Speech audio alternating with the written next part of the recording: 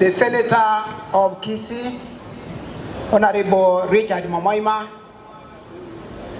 the Honorable Member of Parliament for Nyaribari Chache, Honorable Sairi Chanda,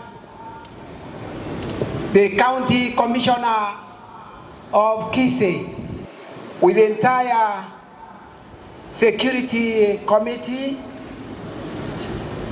the honorable members of the County Assembly led by the Honorable Speaker,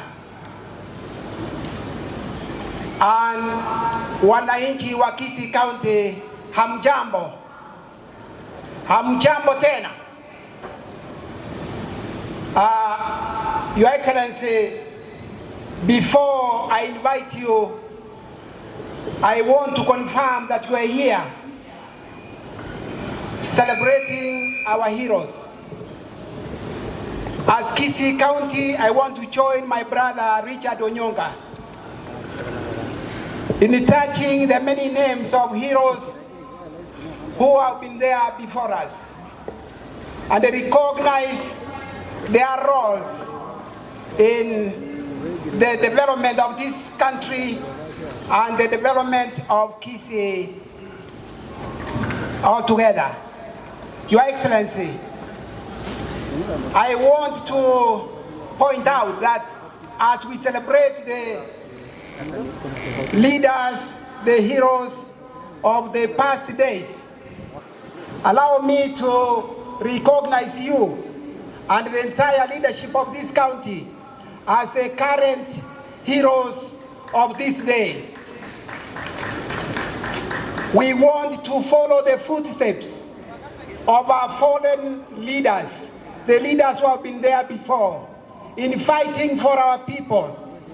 Your Excellency, you are in the record in advising our people in the Kisii County that we go back to our farming activities that really enable us to grow in the days past. Your Excellency, you have asked our farmers to do our coffee, and you have indicated your capacity to access markets abroad.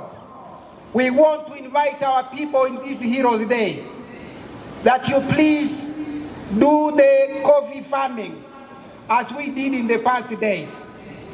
Secondly, Your Excellency, you have asked our people to go back, especially in the Baretram farming regions of this county, that we go back to Kilimo cha Maua. The prices of Baretram currently are very good and attractive. Ningependa kusema ya kwamba, Your Excellency, you have asked me, and I was in this ending week in Nyaribari Masaba and the regions in the upper part of the county that grew Baretram, that I was there to ask the farmers to start Baretram farming, and we shall make heroes out of the coffee farming, out of the Baretram farming, and many other crops, including the avocado growing of this region. Your Excellency, I want to, at this point, invite you, Your Excellency, to come and address us at this point. Your Excellency, sir.